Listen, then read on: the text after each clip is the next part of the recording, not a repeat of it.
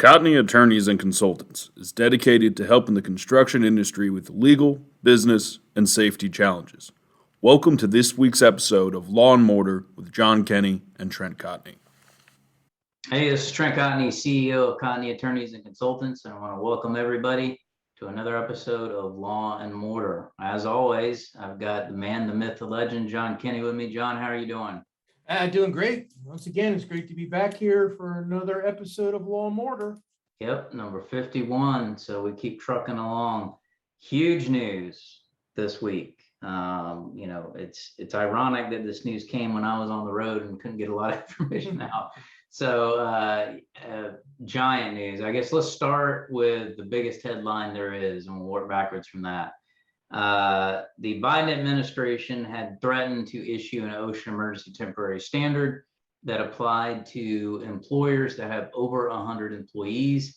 That has now come to fruition. It was published on November 5th, and it has a variety of things that need to be unpacked in there in order for you to understand what to do. First thing that you got to understand is that you have to maintain a checklist that is separate from your employee records that shows the status of each person. You must keep the documentation that proves testing or vaccination. Okay, so that's another issue. You have to provide employees with at least 4 hours of paid time off to get vaccinated if it is during a work week. And if they get sick from the vaccine, you must also give them PTO. Okay, you are not required to pay for testing unless there are other state or local guidelines that require it. Okay. In addition to that, this OSHA standard has stated that you must educate your employees. You have to be able to tell them about the importance of vaccines. There's a great, key reasons why you should get vaccinated on the CDC website. You have to explain about this new emergency temporary standard, what it means and what they have to do. And OSHA is going to be looking for that because it is part of the rule. Okay, so very important that you educate. There are a lot of different questions that have come up. I'm going to say one of them for the end for the question for the day. But, John, what are you hearing? Obviously, my phone has been ringing off the hook from the legal side. What are you hearing on the business side? Well, the business side, I still think there is some hope out there that there's going to be legal challenges to this that's going to basically not make it an issue. But as always, like we like to tell everybody, I would never count on that because the clock's a ticking and there may be an overlap. You never know. Who knows? But I think also to which is you clarified it very well. I think that's the biggest problem so far is the confusion of what we are supposed to do as a business, which it was not very clear. This is starting to make it clearer. So I guess from a business standpoint, from here now, knowing all that we're going through today, I would suggest you almost have to have immediate huddle, a safety huddle, and start training and educating. And and I'll ask you this question: if I was from the business side, so I guess now if I haven't been able to ask who's vaccinated or not vaccinated, I assume through this, whoever's not vaccinated, you have the right to ask that, ask that question, and they actually have to come forward, correct? Yeah, you have the ability to do that regardless. You can ask about somebody's vaccination status, but here's the key thing, this is something that I want our listeners to understand. If you have unvaccinated employees in your workplace and you have over 100 employees, then by no later than December 5th, you've got to make sure that they're wearing masks at work, okay? And then the actual OSHA regulations, all the stuff that I just mentioned at the beginning of our show, that goes into effect January 4th, 2022. So yeah, you can absolutely, not only can you ask, but you've got to actually provide evidence backing some of that stuff up. So okay. Just a huge administrative burden. It will absolutely be legally challenged. Here in Florida, governor is already filed suit or is in the process of doing that. And from a constitutional standpoint, the question arises, why 100 or more? Are you saying that if I've got 99 employees, I'm suddenly safe and I don't need to do this? So it kind of raises a lot of questions. I wonder whether or not that's the next that's coming for under 100 employees. So be prepared because it is a big lift in a short amount of time. So it sounds to me that you only got so much time to get the shot if you do have people to start, which if you take the 2-shot process, you're really spreading it out over 6 weeks, which takes us to pretty much the end of the year. So whether or not they're going to challenge it, I guess really as a business, you got to start you got to start preparing for it as it is, correct? Yep, get to it. That's the message. Let's turn to the second thing, and that is the federal vaccine mandate for contractors that are doing federal work. Okay, this is Executive Order 14042. This same week, again, while I'm traveling, additional guidance came out that talked about what contractors have to do and what they can, and it eased it a little bit. So let me go over that generally so everybody understands it. Again, this is only for contractors that are engaged in working for the federal government. If you do not work for the federal government, this does not apply. So the first thing is that if you have a contract provision in your contract that requires you to get vaccinated on one of these federal projects, there was a December 8th deadline for you to comply. That is no longer sort of hard and fast. It is still a compliance date, but there is some flexibility with regard to processing employees' requests for an accommodation because they might have a medical reason or a religious basis. The ones that we see the most right now are religious reasons. So there are a lot of different requests for accommodation popping up from that. The second thing that you need to understand is that the contractor under this new guidance has the ability to determine the appropriate means of enforcement. And what they've said is they said, look, you got to educate, you got to talk to them, you got to hold their hand, you got to do all this stuff, then you discipline. Okay. And how that looks is up to you. As far as a request for accommodation, if you are on a federal job site and you have an employee or employees that have requested an accommodation for religious or medical reasons, you need to understand that CDC guidelines still need to be followed. Those people have to wear masks, they have to socially distance, and the federal government can refuse them access to the job site, okay?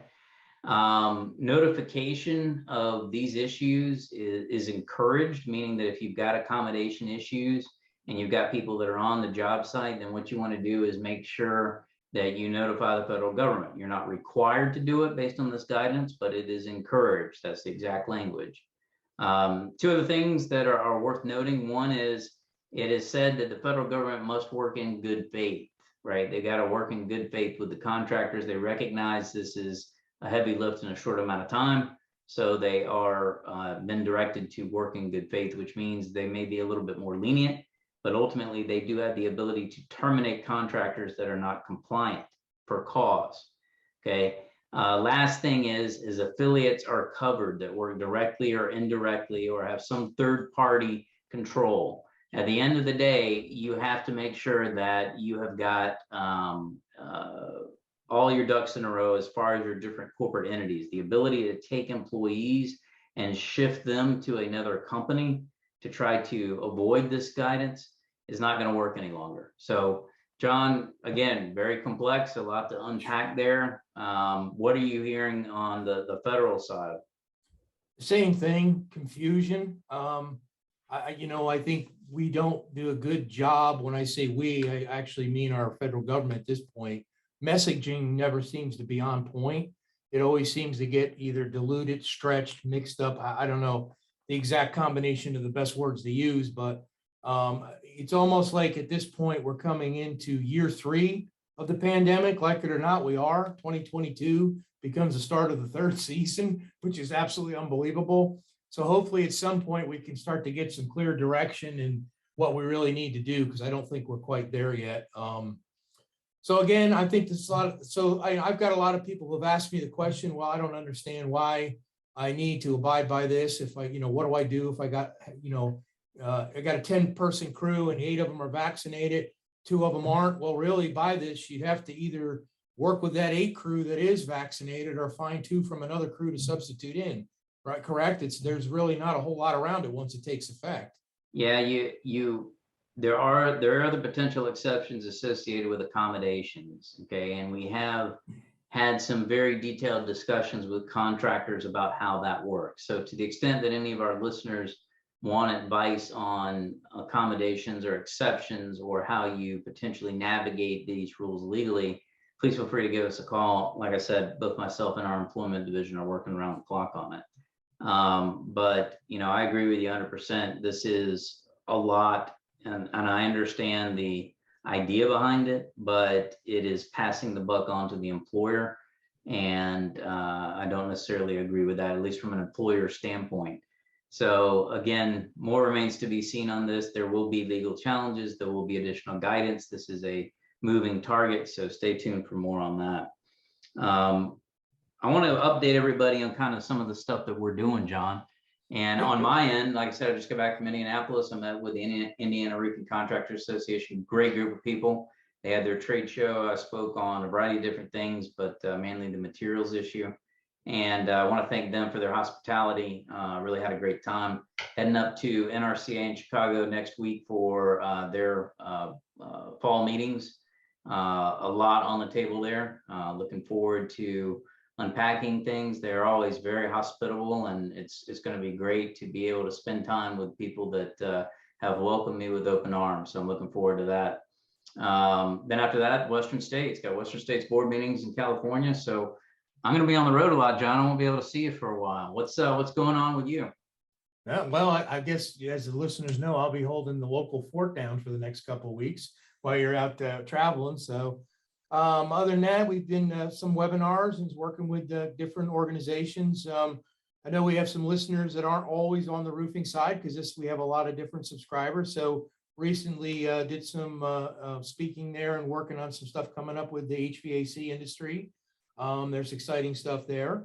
For everybody listening, you'll see next month, I believe it's around the 8th, whenever the date comes out, I'm going to do a plans and specs and contract of what to avoid getting contractors in trouble for National Women in Roofing on their education committee for the organization for the month, or for the for their monthly webinar. So got some good stuff coming up. And what are we looking at? Thanksgiving in 3 or 4 weeks, and then Christmas, and then New Year's, and then a couple more weeks, and I think we're down to 14 weeks, and we're all going to be back at IRE. So there's a lot of stuff coming up here. This is going to be a busy time of year. Yeah, absolutely. And a little shout out for you, John. We just got our director of estimating program up on shopcotney.com. Go to shopcotney.com. For our listeners, if you call our customer service line, we'll provide you with a discount. Just to reference that you have listened to Law Mortar. Right now, we have 5 different levels of training for estimating, ranging from beginner, intermediate to advanced to director of purchasing to what are the other 2? There's certification.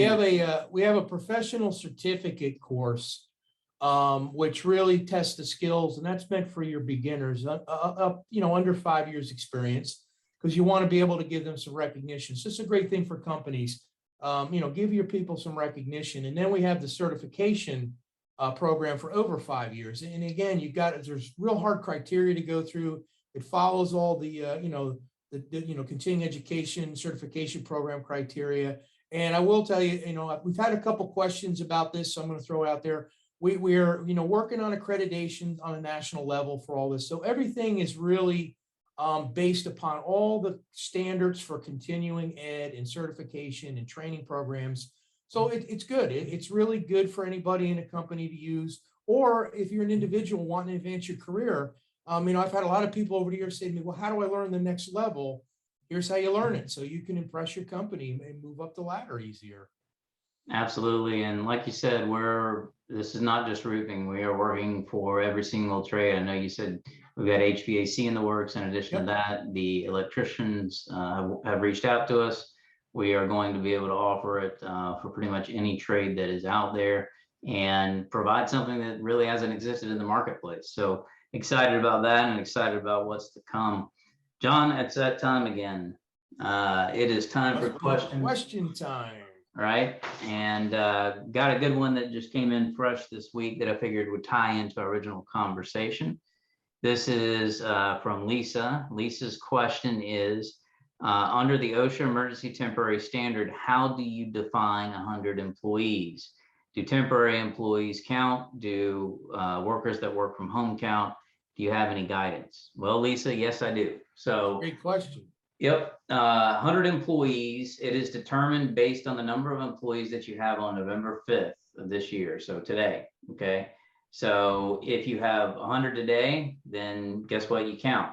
Okay. If you go underneath that, then you don't count. So it's basically whatever it is today, kind of moving forward. Okay. It is your duty to be compliant at all times. Temporary workers, temporary employees count. Okay. Independent contractors do not.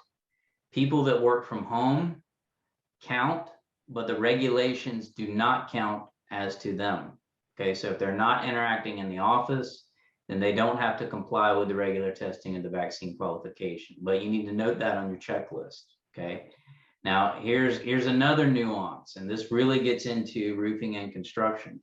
If they are outdoor workers, okay, there is a general exemption of that. If you go to OSHA.gov and look at the facts section for this rule, there's a general exemption, but there's a lot of requirements for that. Okay. You have to be able to show that there's no shared vehicles, like no crew cab travel, that they only have what they call de minimis activity indoors at the home office, or administrative or bathrooms or whatever it might be. So very little, and there's a few other things there. So 90% of the time, based on just how your roofing crews work, unless they are completely isolated, they go from home and then go to the job site. They may count. They count towards the 100, but if they are deemed pure outdoor workers, then the rules don't apply to them. Okay, does that make sense? So the other thing is that I want to mention is booster shots are not governed by this rule. So vaccines are the only thing they're looking for. They don't care about booster shots yet. A lot to unpack, John. It is literally, I could probably speak on it for about 2 hours. It is So right now, if you're getting a 2-shot, you need to show 2 shots. If you're getting Johnson, which is the 1 shot, you need the 1 shot. Yeah, all I want is evidence of an FDA approved vaccine. And you can show you can show a physical card, or you can show a scan or PDF of that card. And it is the employer's duty to keep that separate from the employee files. So very complex, a lot in a short amount of time. I wish there was a longer lead time on this, but that's the government. A lot of administrative duties to unpack here in the next few weeks. Yep, absolutely. So with that, John, I'm going to bid adieu to our loyal listeners. I want to thank you once again for making Law Mortar the #1 construction law podcast in the world. We appreciate your support. If you have any questions for me, reach out to me at tcotney@cotneycl.com. John, how can they get you? They get me at jkenny@cotneycl.com. Fantastic. And we will see you next week. All right. Take care, everybody.